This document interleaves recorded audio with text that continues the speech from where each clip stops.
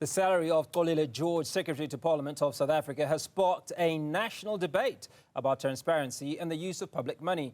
George now earns a staggering package of around 4.9 million rand a year, significantly higher than the president's salary. Parliament says the increase followed a lawful benchmarking process and that the Auditor-General found no irregularities. But the issue has raised broader questions about fairness, accountability, and whether the process meets public expectations. For more on this, we're joined by acting co-chair of the Joint Standing Committee on Parliament Finance, Cameron Dugmore. Mr. Dugmore, appreciate your time. Thanks so much for speaking to us. So let's start with a basic question. Many South Africans are asking, how does a post advertised at around 2.6 million rand end up with a package of 4.9 million rand, almost double? Thanks very much. I think the first thing to clarify is that the salary was set eventually after the benchmarking process at 4.4. So maybe at some point you would want to explain, your assertion that it's 4.9.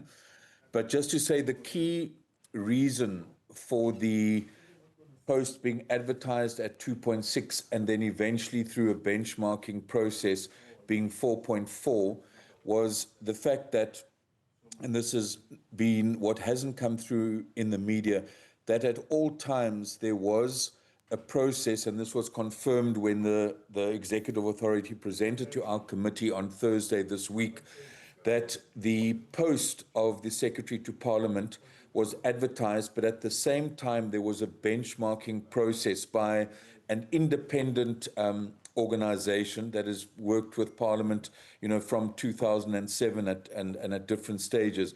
And that benchmarking process, by looking at the complexity of the work, the legislation that guides this particular position, the fact that the Secretary to Parliament would also oversee the reconstruction of Parliament. Parliament has relationships with different parliaments across the globe, etc. And as a result of that benchmarking process, which ran parallel to the appointment process, the executive authority then, in the sixth administration, accepted the proposal of 4.4. So, there's been a lot of speculation in the media that the Secretary to Parliament increased his own salary. And in fact, the Auditor-General of South Africa audited this entire process and presented a report which went to Parliament indicating that there were no irregularities in this process. So I think the fundamental issue here is that the post was advertised. Parallel to that was a benchmarking process. Everyone understood that that benchmarking process would inform the eventual salary. And that's what happened. It's above board. It's been audited by the Auditor-General. And we received that report at the Portfolio Committee, and we've accepted that explanation. And we've actually then decided that this matter, which in fact is a legacy matter from the sixth Parliament, has now been discussed, it has now been resolved, and that we should move forward. Mr. Dugmore, this process of benchmarking, was it just focused purely on the Secretary to Parliament's salary, or was it other salaries of individuals within Parliament? Yeah, no, it was specifically around the Secretary to Parliament's salary. The last time that benchmarking had been done was around 2000 in 2007. So when Parliament advertised this post, the Human Capital section made it clear to the interview panel and that the salary advertised of between 2.4 and 2.6 would run alongside a benchmarking process. So it was specifically for the STP, given the complexities of this particular role as the senior official in Parliament, responsible for both the National Council of Provinces as well as the National Assembly. So that benchmarking process was then linked to the process of appointment. And it was clear that that benchmarking process would eventually lead to the determination of that particular salary. Is it standard process to benchmark just for one individual in an institution that has, I'd imagine several hundred people? Well, the benchmarking processes, can happen in regard to the institution as a whole. or in this regard in regard to a particular position. Now, the Secretary to Parliament position clearly, like managers of parastatals or managers of municipalities, is a particular position with a particular, as I've indicated before, set of responsibilities and complexities. So it's not necessarily unusual that it was conducted, and it had nothing, there's this perception in the public media that Mr. George himself had something to do with the benchmarking process and the company appointed. Now, this particular company had done previous processes in 2007 and over the years. So that particular company had been appointed previously by previous executive authorities and by the executive authorities in the sixth administration. So it's simply not true, as some articles in the media have said, that the STP somehow appointed this benchmarking company to do the work. That's not true. And I think the important thing here is that if we respect the Office of the Auditor-General, and the Auditor-General has conducted a process around the advertising, the benchmarking process, the subsequent adjustment of the salary, that, and that report has been tabled in Parliament and been accepted, what is actually the motivation behind, the ongoing attempt to discredit the Secretary to Parliament and actually try and create an impression that there was something wrong with the parliamentary process? The Auditor-General is a respected authority. That report has been done, and that's why the Parliamentary Committee on Oversight of Financial Matters of Parliament resolved at its meeting to accept the explanation and to accept the report. Now, just final question on this benchmarking exercise. One of the reasons that it's created so much controversy, I suppose, is because the margin of increase, the advertised salary versus what was then finally agreed upon, and obviously the timelines between the last benchmark and the time that this one occurred. Has it now been agreed by Parliament that these exercises will occur more frequently to avoid, obviously, this vast discrepancies that we are seeing? Yeah, well, I think when one, uses the phrase of a vast discrepancy, I think one thing we should note was that the Secretary to Parliament, which had been, previously appointed, and when they left that position, was at 3.2 million, and there had last been a benchmarking process in 2007. So so obviously when you're trying to attract someone, from both the public sector and possibly the private sector to head up the institution of Parliament, there are technical specialists, human capital specialists who benchmark, who compare what are people earning that are leading municipalities, what are people earning that are leading departments or parastatals. And for instance, what is quite ironic in this situation is that the main proponents, trying to imply that there was an unlawful, irregular process, were Democratic Alliance members, of the committee. And in the city of Cape Town, the municipal manager of the city of Cape Town receives a salary of 4.5 million. So, when you look at that being a local authority, they've got particular budgets and staff to manage, and you look at Parliament, obviously I think everyone would agree that our country does face an issue of salary gaps between the lowest paid and the highest paid. But there's also a question that when you want your parastatals to be run effectively, you're also trying to seek out the best that we have to do a particular task. And that process was conducted by human capital specialists who do these benchmarking exercises.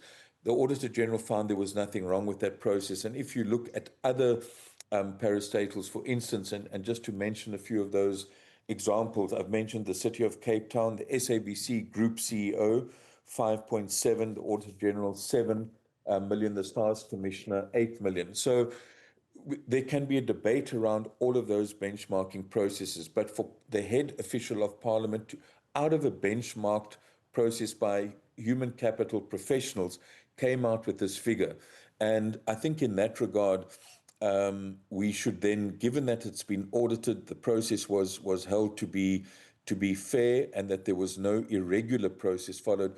At some point, we need to accept that is the process that was followed, And that's why, in fact, we as a parliamentary committee on Thursday, having received these explanations, then accepted the Auditor-General's finding that this process was not irregular and that the salary had been then set at 4.4 million.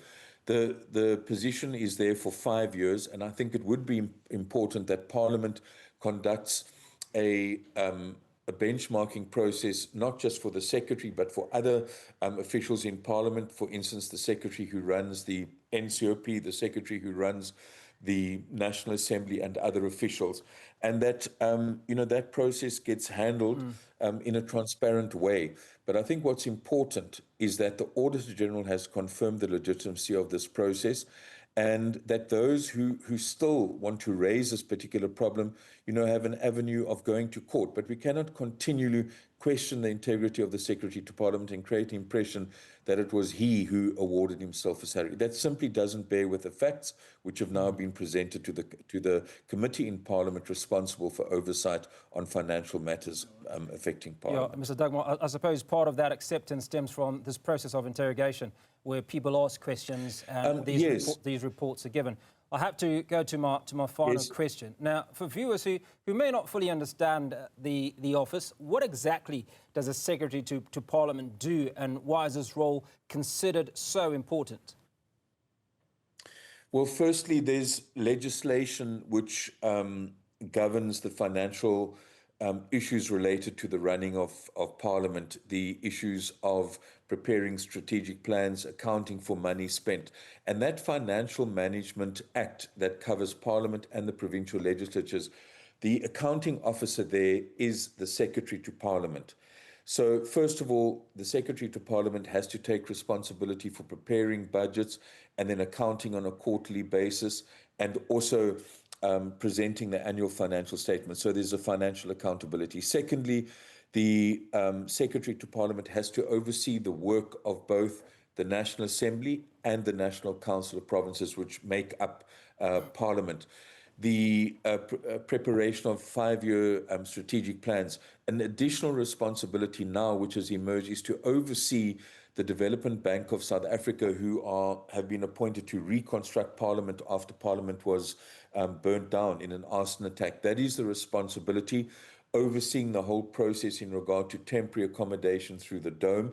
And then also Parliament has relationships with parliaments across the world, in the Commonwealth, in other parliamentary fora. And the Secretary to Parliament is responsible for also making sure that those relationships are there. And I think that if you look at the separation of powers in our country, you've got Parliament, you have led by our Speaker, and then the senior, the Speaker and the Chairperson of the National Council of Provinces, the key official responsible for this sphere of government, the Parliament, is the Secretary to Parliament.